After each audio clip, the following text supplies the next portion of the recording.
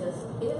I'm willing to, no, I don't want anything to change just because the camera's in the room. Okay. All Well, the- it's just We'll It still is. talk about green beans? We're still going to talk about green beans, we're just not going to put a name on no name. it. No names. We won't mention Yeah, we won't mention the voice from the side. with the red person. Ultimately realizing that it's here, the camera is just another person visiting. It's as if a visitor was sitting in the back and asking questions. Oh, that's cheap. They don't I'm get just watching. Tammy, you are in the cheapest of seats now. Hi, Tammy. So, anyways, let's open with prayer. Father God, we thank you for this time together. Though we're few in number, our spirits are mighty in you. We thank you for promising to be amongst us. We ask that you'd open our hearts and our minds, that you would be glorified in our study here. We ask that you would guide us as we continue to consider the second commandment and what it means and how it applies into our lives. We thank and praise you for everything that you are, and we pray this in the name of your Son, Jesus. Amen. Amen. All right, so last week we got completely off track. Yeah. Impressively so. Are there any clean-up questions from last week? I forgot where we went to. Oh, good heavens. We went into marriage as a right versus a Oh, sacrament. that's where we ended up, right? I was here last week. But not so much. I'm back. Well, Well, he had to leave real quick, so. yeah, so I had to leave right Yeah, after that's church, and right. then we came back. And I actually talked about that trip in the sermon. Oh, did you? I do. Well, how did it go? It went good. Could have gone better. He filed for a continuance so that he could get an attorney. Completely understandable. Yeah. So that is that. So we go back in September, and I'm not necessarily planning at this point to miss a Sunday in September. Court is on, I don't know, Friday, I think. I forget. So anyways, how far forward can I go? One over. That's top of your head. Top of my Go head. back just a little bit. Okay. That's top of your head. I'm constrained. I can only go from here to there and this far forward. Really? Alright, so last week we continued on in two trails. The first one was continuing a little bit with the second commandment. It's up to them. Do you guys want to go to Sunday school with Miss Heather, or do you want to stay here?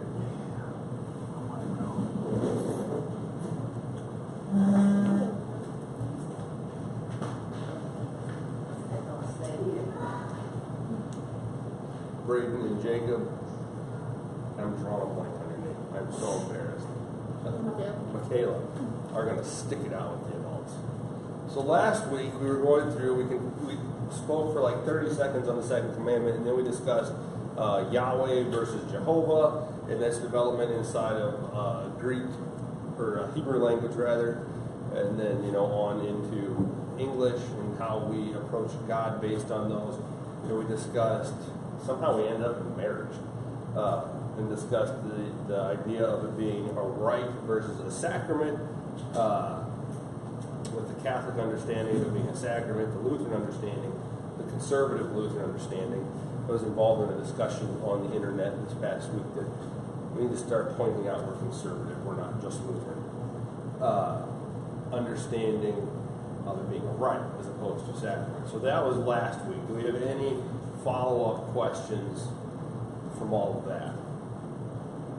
There's a potpourri lesson. We went everywhere. All right, so we're up to the second commandment.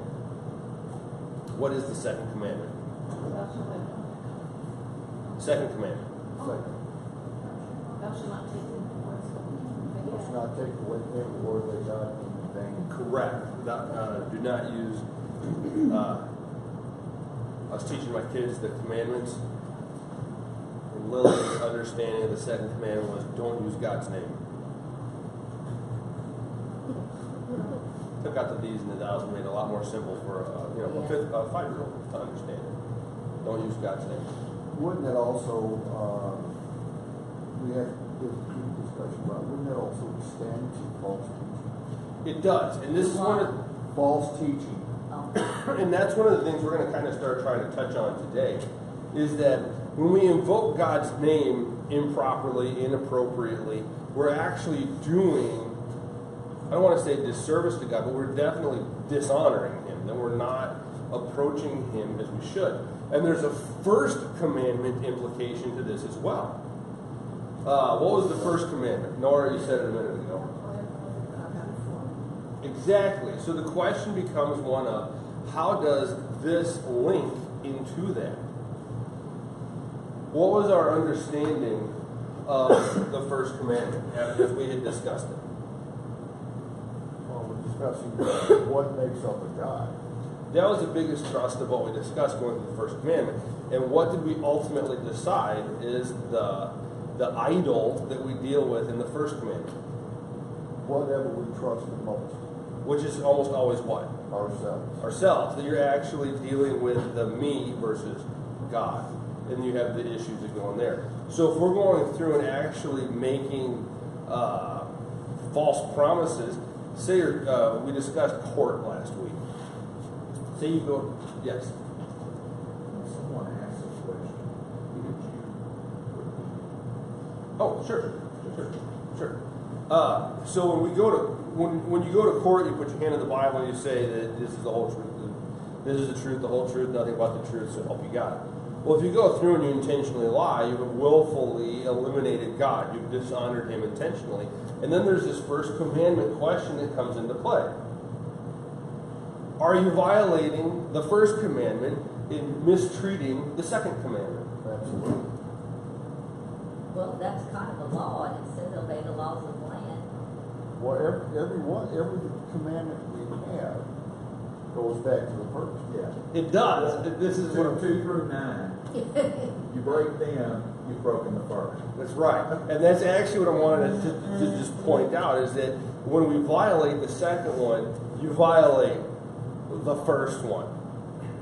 Because the first one, we discussed, Luther in the Large Catechism calls it the chief commandment, meaning that all the other ones are informed by the first one, so when you violate the second, you actually violate the first as well. So that's what we're looking at here when we talk about this. Now, when you go through and decide to violate the second commandment, who are you making God? Yourself. Yes, you're going through and you're no longer recognizing God. Because you're saying, I'm a good person. It's okay for me to do this, right? I know better than God. Well, but that's what's in your heart or your head. When you go through and you make this, well, I'm a good person, so it's going to be okay if I take this can of green beans. It doesn't matter since they're here. I don't. This can of green beans. And what'd you say? Oh, nothing. You're never going to live it down. No. So you actually deal with the reality that you're creating your own God when you choose to misuse God's name, because you're no longer honoring Him, you are no longer respecting Him. You're putting something else in Yahweh's place. You're putting something else in Jesus' place. And invariably, it comes back down to that whole notion of, I'm a good person. Does good person get you into heaven? No. Does good person save you? No. Does Jesus' righteousness get you into heaven? Yes. That's the only. Now, a number of things that I know I'm guilty of. It'll be okay because I know I'm forgiven. I have been guilty of that. I think we all have, but Well, it comes down to that. I don't mean am I a good person. I know I'm a bad person. what about this one? Conservative Lutheran, but I know I'm forgiven. What about this one? You ready? Unfortunately, I hate to admit, I've actually said this past week. It's easier to ask for forgiveness than ask for permission. You've met my son. I'm not touching that one. Okay. But I anyway, didn't thought about that either. I learned that one. I learned that one when I was working in EMS because my crew chief needed to have something done, and I asked him, "You want me to do it?" He's like, "Well, you know, theoretically, we need to ask the ops manager for permission." And it's like, "Are you going to?" No, we're just going to do it. Are you going to get in trouble? Yeah. Is it worth it? It's easier to apologize than ask for permission. Wow. So that's the secular side of a religious truth. That's the secular side of a Christian truth. Does it make sense though? Yes. And unfortunately in those cases when you decide to willfully commit whatever it is, you know, sometimes it's a petty thing. Like it could be putting the groceries away. Well, no. I'm gonna context this a little bit. Heather has a way that she wants to put the groceries away. Everybody does. Yeah, everybody's got their way. I have my way that I want the groceries put away. So I go through and I put the groceries away, and in putting the groceries away, I think, you know, this is dumb to have the green beans in this cabinet when we eat them as often as we do. So let's put them in this cabinet, or let's put them over here. Well, does Heather appreciate that? No. Not at all. Do I appreciate it when I'm taking a nap on the couch and she comes over and asks me where the green beans are because they're not where they're supposed to be? Not at all.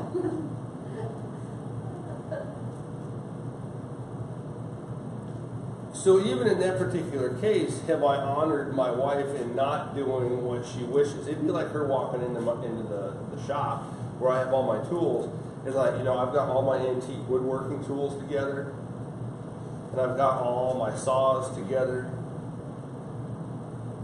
I'm a little anal about this stuff, so, you know, I've got all my screwdrivers together. Then I have all these things neatly put together, and for her to go through and say, well, you know, I'm going to be doing this project, so I'm going to need this, and this, and this, and this, and then put it all together and use what she needs, and then just put them back up together because, well, they were using their project together.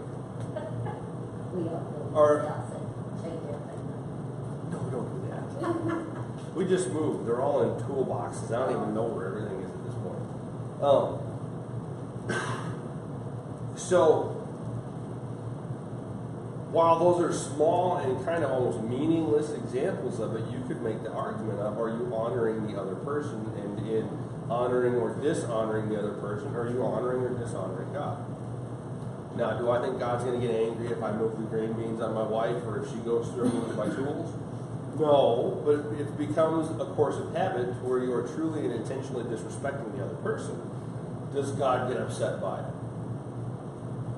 Yes. The beatitude we're going to be discussing in church today. Blessed are the merciful. Can you be judgmental and hateful and honoring and be merciful at the same time? Not really. They're not exclusive to each other. All right. So that's our first commandment connection. And moving a little bit forward, we want to ask the question, does it connect with the office of the keys? Now, do we remember what the office of the keys are? Yeah, they're like a catering. These are keys, but they're not the office of the keys. He's kind of dyslexic. He means his keys are in the office. That could be two. Yeah. I don't have an That is office. that is the office that you hold to Forgive or to forgive sins. Okay, so that is one side of it. Now, did we push it a little bit further than that in class? Yeah, he said we could forgive. You all also, now, do you have the exact same office as me? No. No. No. Does We the, have a vocation. We have an office. yes. Now, do you express the ability to forgive sins in your lives? Yes. Yeah. If Nora or Phyllis and Carol are angry at each other and picking at each other, and then they decide that this wasn't the right thing to do, because Nora comes in and says, "Come on, knock it off, you two. You're friends. You've gotten along for years. You sit next to each other in Bible class, and on and on and on. And then they forgive each other. It's not as if it's just the two of them forgave each other. It is as if it is Jesus Christ himself there in their midst, because they are in Christ. They are sisters in Christ, so that forgiveness is complete. They don't need to come to me to say, forgive me, Father, for I have sinned. Now, if they wish to, awesome. That is part of the pastoral function. It is delivering the goods. That is the biggest thing that a pastor can do, is offer forgiveness for wrongdoing, forgiveness for the sin that incorporates our lives. But is there an office of the keys attachment to our brothers and sisters with regard to the second commandment? Do not use the name of the Lord your God in vain. Do not misuse God's name.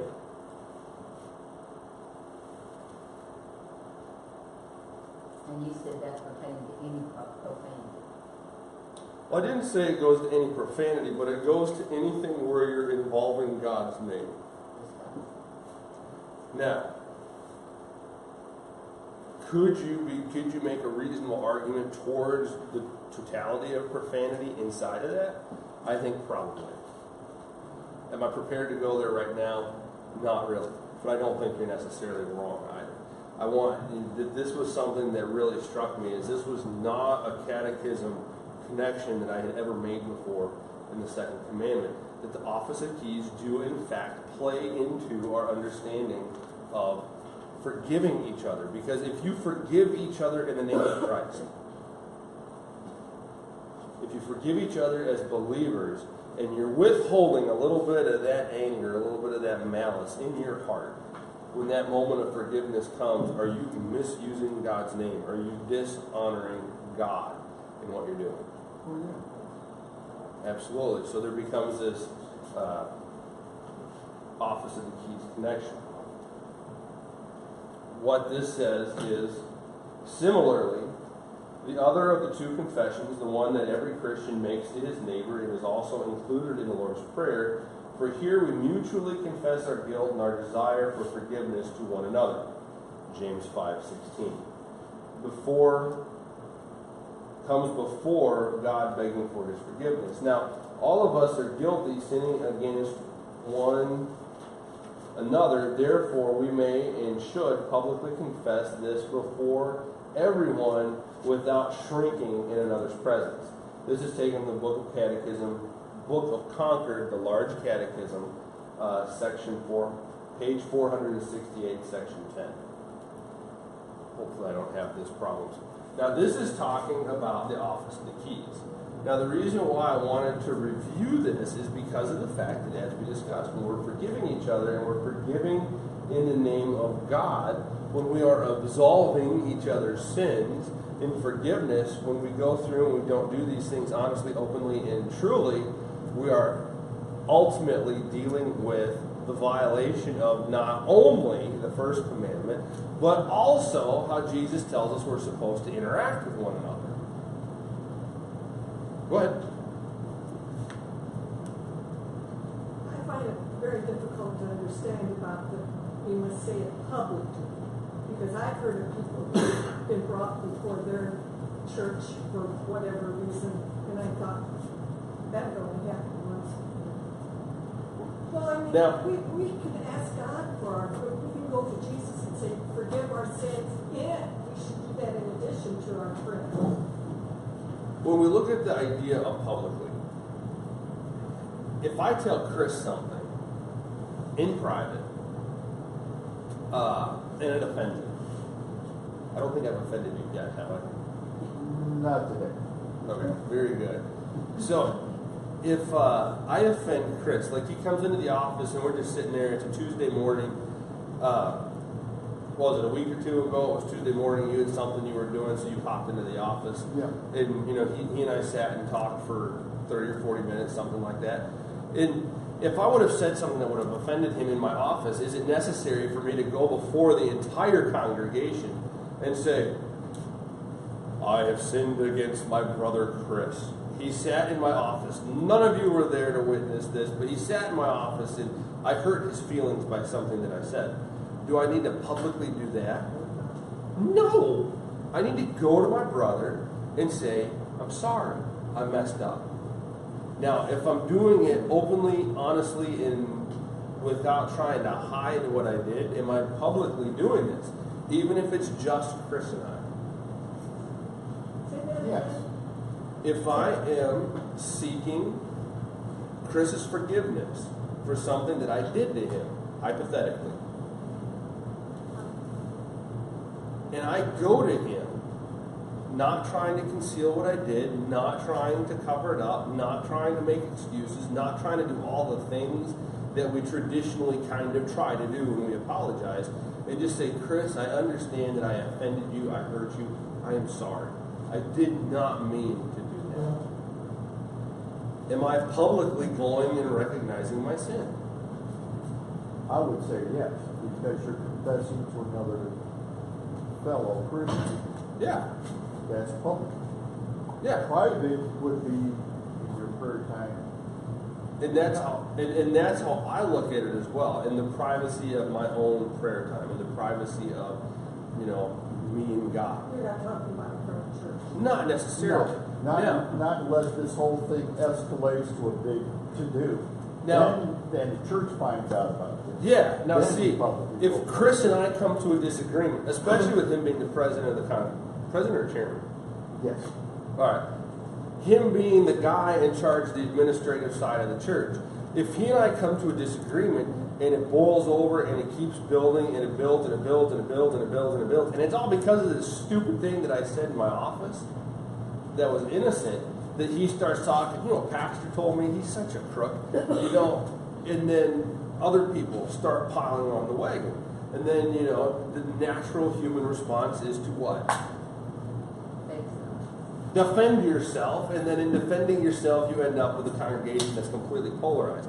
Now, if I'm the one who, at the very heart of what's going on, made the error, yes, I need to apologize, and whomever it is needs to apologize before the church because they have involved the church.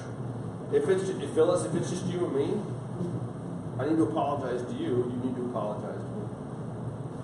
That's as public as I really think this needs to become. It does. When we start going into all the other ways of doing things, it becomes a show. And it doesn't become about the true contrite heart of one believer towards another. And I think even then when it becomes more about the show, you're violating the second commandment because you're not using God's name honestly, and in violating the second commandment and not using God's name honestly because you're trying to make a pageant out of something that God gave us as a tool to use inside the life of the believer, explaining how we're supposed to interact with one another. You end up violating the first commandment. Because no longer are your eyes on God, but now your eyes are on this form, this function, this thing, this way that it has to be done. Does that make sense? Are you a little more comfortable with that understanding of what this is saying? Yes. If there is ever anybody I don't anticipate having to come before the church and say, I'm sorry. Well, Yes. why this really catches my attention is because we have a case here in our church where the mother, elderly, I can relate to, and could no longer drive or anything, and her daughter brought her every Sunday. Her daughter was not a member of our church, but she took communion with us. Oh, okay. Her church brought her before the congregation and said that she no longer could take communion in their church because she was taking communion here.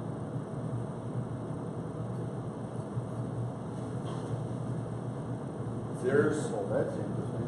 Yeah.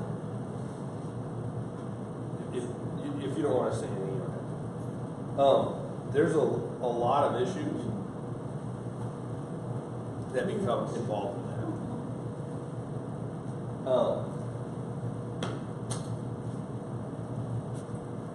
Do you guys want to go down this trail? Because it's very possible to take up the rest of class. I think it was good. Answer a question. Do you want to handle, completely, or? Well, see, where I'm coming from is, I think if I ask God, Jesus, for forgiveness of my sins, I go to Carolyn and we're fine. I don't think I have to come to you. You don't. Well, I certainly don't want to go in front of the congregation. Well, and this isn't saying that you do. This is just saying that you actually recognize that you sinned. So what you said is you offended Carol. You went to Carol and you apologized. That's Carol. Or Carolyn, I'm sorry. I was looking at Carol. There's Carol Carol. one. I might have done that too. Carol sits directly in front of me, so sometimes my brain doesn't switch as quick as my eyes should. So when you go to Carolyn and you apologize, that's it. You have publicly recognized, because the public of the offense is Carolyn. In the case of what you spoke about, there's a whole lot of stuff that comes into play. Not knowing specific details, I'm going to speak broadly, so please don't become offended by anything, okay? In a person coming and taking the sacrament of the altar with us, in communing with us, you are making a confession of faith. You are in fact saying that I believe what they believe. That's why we practice essentially closed communion. If you're a visitor and you want to take communion, you're supposed to talk to an elder or the pastor prior to coming to the altar. That's even in the bulletin. It's on there's the cover, and then when you open the cover, it's on that next page. I think it's the third point. So we don't practice an open style of communion. If you're a visitor, now we have visitors who come here regularly.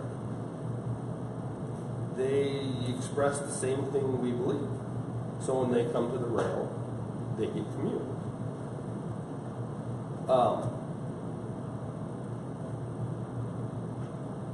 So if the church this other person was going to was getting picky about it, I can appreciate on one level what's in play here, especially on the side of the church doctrine. That if she was coming to communion with us, she is in fact confessing that she believes what we believe. And if she is saying she believes what we believe, they might not agree with everything. You know, in the case of communion, it becomes a big thing, because are we going through and receiving the body and blood of Jesus Christ in, with, and under the elements? This is our understanding. You truly receive the body of Christ. You truly receive bread. How the mystical union occurs, that's God's side of it. You know, we can't explain that. That's why when you eat a wafer, it still tastes like wafer. It doesn't taste like something else. Now, if she comes from, you said it was a sheep. If she comes from a church body that says that it's merely a symbol, which definitely lowers the standing of it inside of worship, they would probably take offense that she is over here in the Lutheran church saying that they believe this. Does that make sense? In which case, because that she is creating this public sin, they are probably requiring her to publicly account for it.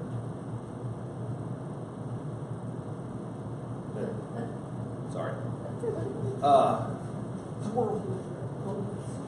That's a discussion I was in from like 3 days ago or 4 days ago, and they just responded. So that's where, for me, a lot of this comes into play. That's the way I would see it. Now, would I personally, if one of you guys went off to we've got a lot of Baptists in the area, so if one of you guys went off to the Baptist church where they do take a symbolic understanding of the sacrament of the altar, and we're like, hey, I commune with the Baptist church. Why? I have taught you honestly and openly for more than a year now that we have this understanding of communion, and when you take communion with people, it is a confession of faith. You're saying that you agree with them with this. Why did you take it with them? What I'm not going to... Why don't you take it and believe that even though they're thinking something else? Because it's that corporate nature of what's going on. That is, you're going up with the rest of the congregation. It just doesn't feel right taking communion somewhere else. It just doesn't feel right. Well, see, and I'm not saying that I would like be in my sermon and be like, "And Phyllis, why'd you do this?" Not at all. If I found out about it, I'd probably just call you on the phone. Hey, Phyllis, I heard you communed over at the Baptist church. Is everything okay? I'm not going to start argumentatively. It could be that I offended you. I hurt you somehow. But the bigger thing to do is to go through and bring you back into the faith as opposed to pushing you further away. Well, no. Not necessarily. I'm saying that we want to bring you back into the fold. We want to bring you back to the family here at our shepherd. I was just visiting. See, and then, okay. But I visited the Baptist church and did not take communion. And the people that I was with couldn't understand. And I tried to explain it to them, and we got into a very heated discussion about this. Mm-hmm. And they never did understand why I didn't take communion. And I think a lot of that, this is just me talking, I have nothing to back it up. I think a lot of that comes down to the understanding that communion is given. If you go to the Catholic Church and say, "I am not communing with you," they're going to ask you why. Which is the very reasonable question for the priest to ask. Why aren't you? I'm LCMS Lutheran. Absolutely great. I appreciate that you're not going to come up to the altar. I really appreciate your being honest with me. I went to the Basilica in St. Louis to worship for a class as I was going through Concordia. And one of the ushers came up to me when it came to communion and said, "Are you going to come to communion?" And I said, "No." And he gave me a strange look. And I said, "I'm a Lutheran seminarian." He thanked me. Even as a layperson, he said, "Thank you, okay." And then went on to the next spot. When you go to churches that have a similar outlook on what the sacrament of the altar is, there is a defined and different kind of respect that is applied to it. Now, when you go through and say that you are truly encountering Jesus Christ physically present in your time now inside of communion, there's major stuff that's going along with that as far as your theology is concerned.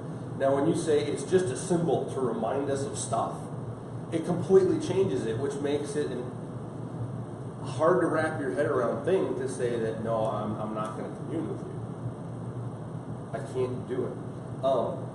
My wife used to be United Church of Christ before coming to the LCMS, prior to our getting married. And when we go, we're not going to be able to do it anymore, but when we were at Concordia in the seminary, every year we went to Christmas Eve worship with her family at the UCC church. I never communed. Never communed. It was an ELCA pastor at a UCC church. No. I never communed there because of the fact that there are major theological differences between the United Church of Christ and the LCMS. There's a major difference in understanding of what communion is between the two of them, and then there's all this theological stuff that comes along with it that I was very careful to make sure that people understood the reason I was there was because I am worshiping with my family, but I am not in confession with you, so no, I will not take part in this with you. That we can go so far, but we can't go any further. Does that make sense? Yes. So that's where the communion issue becomes a matter of confession as much as anything else. It's just like when we go through and we talk about Brady. We have three creeds, right? What are they? Apostle, Nicene, Athanasian. Very good. Now when we go, it's the Apostles, the Nicene, and the Athanasian. Now when we go through and confess the Nicene Creed, what are we doing with that creed? Are we confessing to the world or to the church when we make that confession? Pardon? The world. That's the Apostles' Creed, remember, because it's the baptismal liturgy. So when we actually go through and when we proclaim the Nicene Creed in worship, this Sunday, today, we are actually proclaiming not to the world, but we're proclaiming to each other what we believe. We're proclaiming to other bodies of Christ what we believe. And would you like to know why we do that creed this Sunday because we are celebrating communion this Sunday. We are not worried about our confession to the world at that point. We are worried about our confession to one another because we are coming to the altar to receive the body and blood of Christ. We all stand in agreement with each other at the altar. Yes, which is why I'm going to change it one of these days, but I haven't done it yet. That when we say the creed, we're going to go back to the original creed, and it's not going to be I believe. The Apostles' Creed says that. The Nicene Creed says we believe at the beginning of it. That is the plural pronoun at the beginning. Unifying. It is unifying, and that's what it's meant to do. So, go ahead. What if you go on vacation and accidentally do it? You know, I accidentally communed a confirmand here. He had like 14 friends along with him, and it's like, all right. You know, you can't exactly stop at the communion rail and go, okay, so of all of y'all here, are any of you Lutheran? Are any of you confirmed? No. Excellent, okay. You can't really do that. Not effectively, at any rate. So going through, I don't recall if he like had his hands out or it was just the way he was kneeling there. I gave him the host by mistake. God bless the elder. He did not give him the wine. And later on, you know, I was asked by this young man, should I have done that? I didn't just bring sin upon myself in doing that, did I? Now, is that a proper understanding of what communion is? Absolutely. To take it so seriously that you come to me the following week in confirmation class and ask, did I just sin this past week? I think he gets it better than a lot of us probably get it. And praise God we get to confirm him next year. So that young man expressed a proper understanding and faith of what communion is. Now, would it be his fault? No. I commune him, so therefore, when the question would come down to it, Jesus is not, or the Father isn't going to sit on his judgment seat and be like, hey, so and so, you did this. He's going to look at me and say, why'd you do it? But I don't even believe that's going to be the case either, because God deals in mercy and grace, and what I did was not an intentional thing. It was truly an error made by a sinful human being. And even in saying that, was it completely an error because the young man understood what he did to the point that it kept him up at one night having to figure out, did I just violate what Paul talks about in 2 Corinthians? Did I just take this unto damnation of myself? That there's a lot that comes into play when we're dealing with communion. There's a huge amount that comes into play when we're dealing with it. So does that pretty fully flush out your question? So like I said, if it were me, I wouldn't call you before the church. Now, there are people who inside of our own church body, in the church here, that if they do certain things, they are going to have to come before the congregation to say, I'm sorry. You know, if you're teaching publicly false teaching, you're going to have to go through and recognize your error. You're going to have to recognize your sin, because if you did it publicly to where everybody saw it, you have to publicly to where everybody sees it, confess it.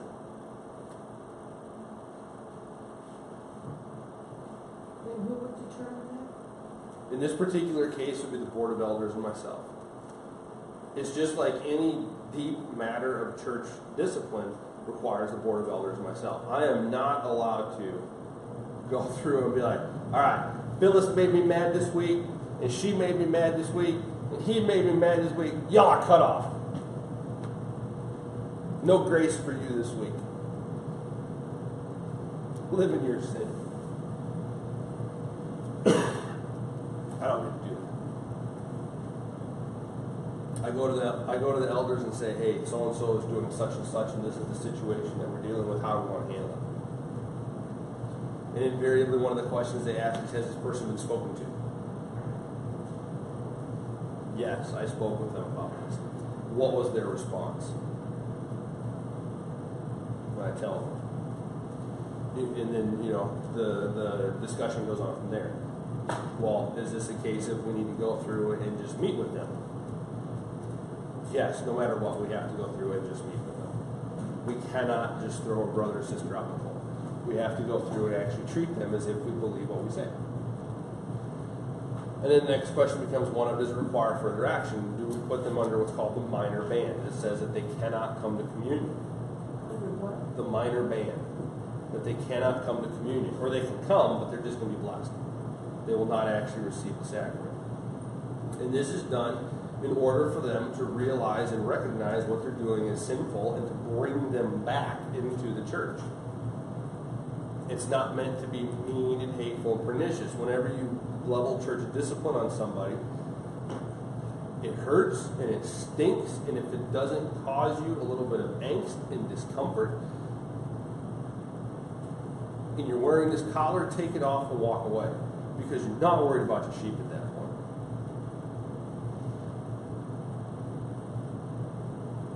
So this is the totality of it. And then, if they come back and they say, hey, I recognize what I did was wrong, wonderful. If you did it publicly, you have to apologize.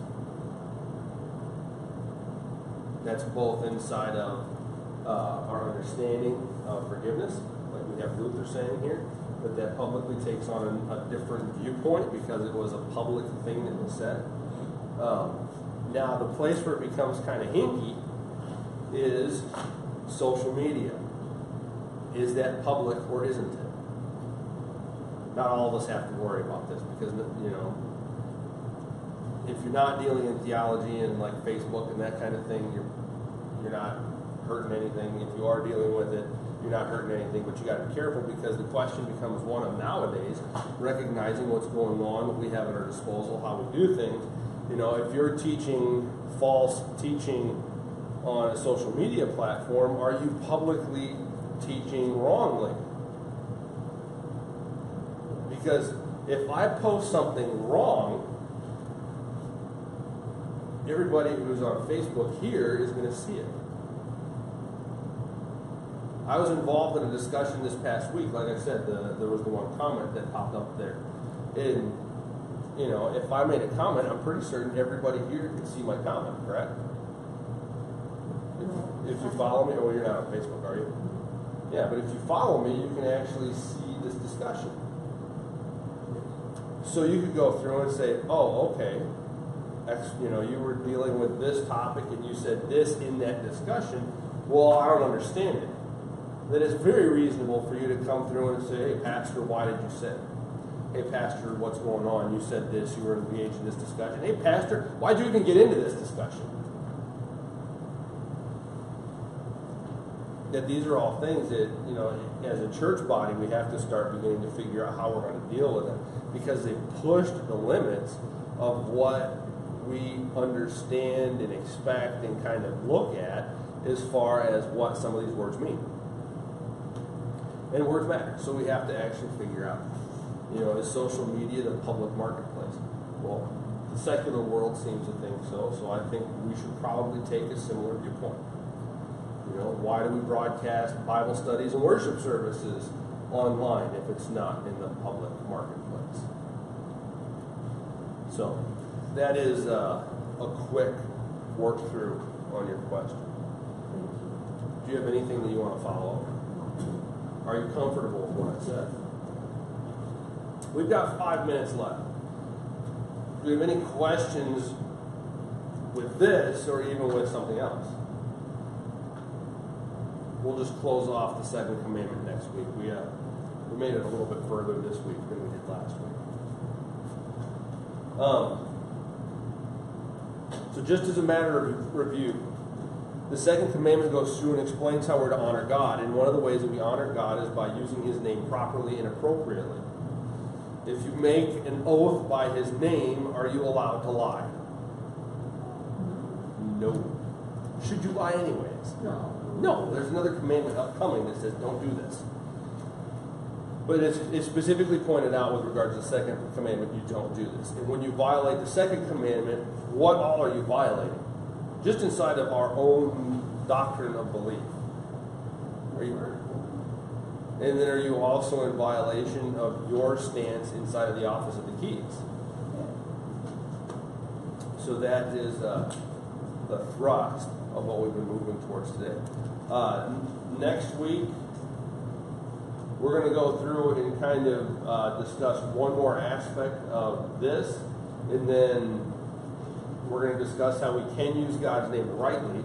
We spent so much time talking about how you don't do it. We're going to take a few minutes to discuss how you do it. The positive side is worthwhile, and then we're going to close out the second commandment, and then the following week come into the third commandment. Questions, comments, or concerns? Do we have any questions online? Very good. All right, let's close in prayer with the Lord's Prayer. Our Father, who art in heaven, hallowed be thy name. Thy kingdom come, thy will be done, on earth as it is in heaven. Give us this day our daily bread, and forgive us our trespasses, as we forgive those who trespass against us. And lead us not into temptation, but deliver us from evil. For thine is the kingdom, and the power, and the glory, forever and ever. Amen.